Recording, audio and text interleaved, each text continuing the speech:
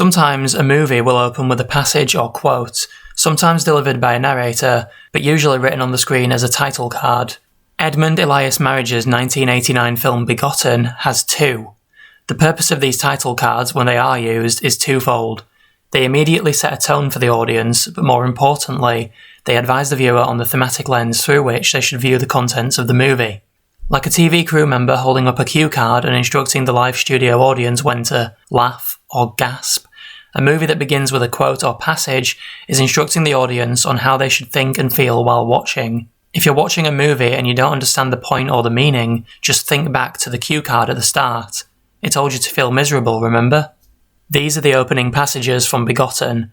The first tells the audience that matter and the passage of time is the true universal language.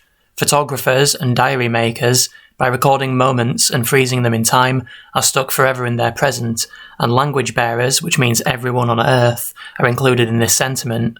As a film director and a human being, Marriage is both a photographer and a language bearer, and thus the sentiment applies to him too. Marriage seems to acknowledge that the human experience is limited by default, and that the true language of the universe is beyond human comprehension. Language contains our meaning, and the true language, the true meaning, is the matter of the universe itself. What I take from the opening passage is that, at least in the context of this movie, and at most in Marriage's worldview, God is to be understood as the matter of the universe and the passage of time.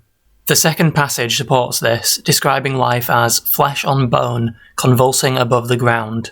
Man is just another animal and another product of the universe.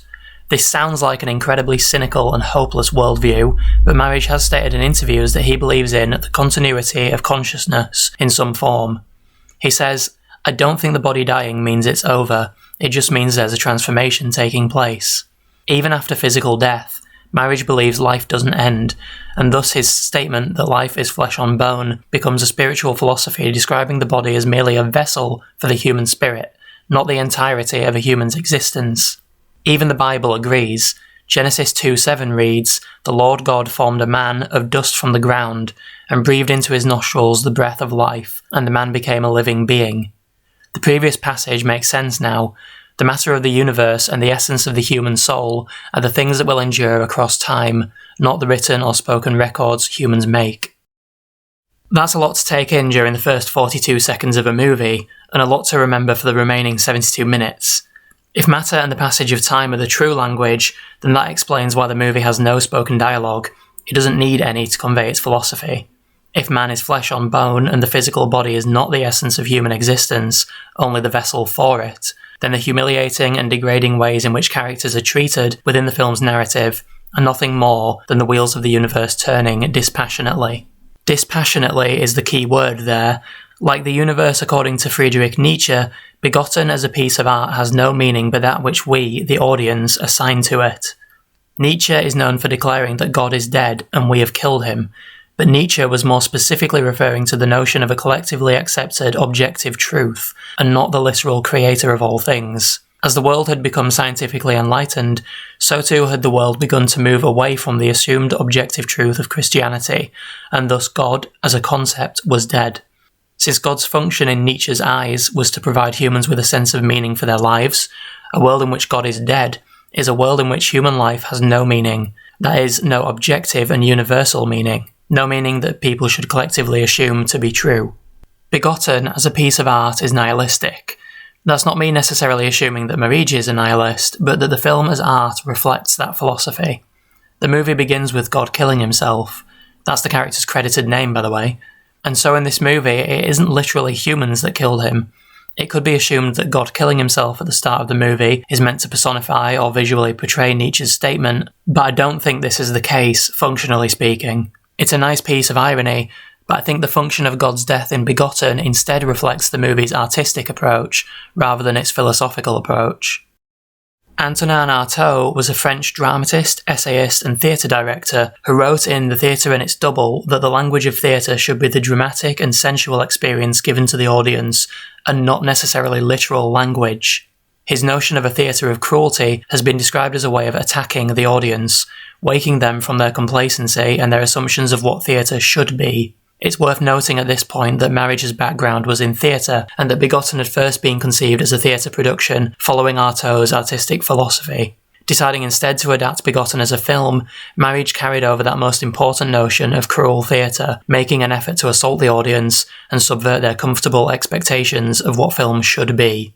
Looking at Begotten as a subversion of cinematic conventions and an assault on its audience, it's easy to see how this movie's influences could include the likes of The Cabinet of Dr. Caligari, Seven Samurai, Un Chien Andalou, and Battleship Potemkin. All four are considered groundbreaking for their times. Dr. Caligari is often cited as the first horror movie ever and used the German expressionist art style to discomfort and confuse its audience. Un Chien Andalou's famous eyeball-slicing scene is a great example of how that surrealist short film assaulted its audience in unconventional ways, using association tricks and editing to create horror. The influential Soviet film Battleship Potemkin featured an innovative montage sequence portraying a massacre, again assaulting the audience with an act of mass violence. And the Japanese classic Seven Samurai basically invented the ensemble adventure genre, single-handedly creating a number of the conventions that we see in movies to this day. Other potential influences include the Texas Chainsaw Massacre and Eraserhead, both of which use uncomfortable sounds and visuals to horrify the audience. So in a movie with no dialogue and only two vague title cards, how can we discern a possible meaning? As mentioned before, the movie reflects nihilism in the sense that it has no objective meaning, only the meaning which the audience assigns to it.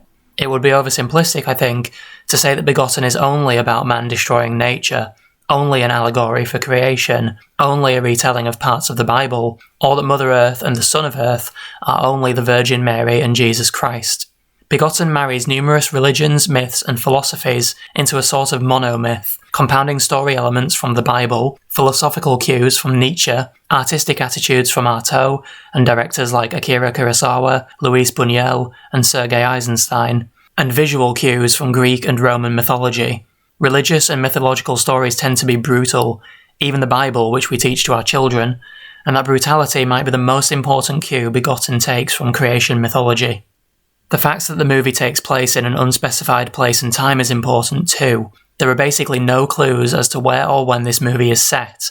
For all we know, it could be set in the present day, or on Mars, or in another dimension, or in hell itself. This timeless and placeless nature, coupled with the palpable absence of dialogue, makes it impossible for the viewer to establish a frame of reference or comparison, and thus we resort to the symbols and archetypes in our unconscious mind to make assumptions about what we're seeing. A person living in a Christian or westernized country might assume this was a retelling of the Bible, but if we could show this film to a person living in ancient Greece, they would probably make connections with Zeus and figures like Hercules. Since the first character we meet is credited as God, it's fair to assume that he is the creator, whether you call that creator God, Allah, Zeus, or the universe itself. Notice, however, that when we meet him, he's already in a universe. At this point, God has already created the world, and killing himself is his final act of creation, as it leads to the birth of the character credited as Mother Earth. Born from the carcass of God, Mother Earth inseminates herself with his seed by desecrating his dead body. It's the kind of thing you could imagine the Greek gods doing to each other.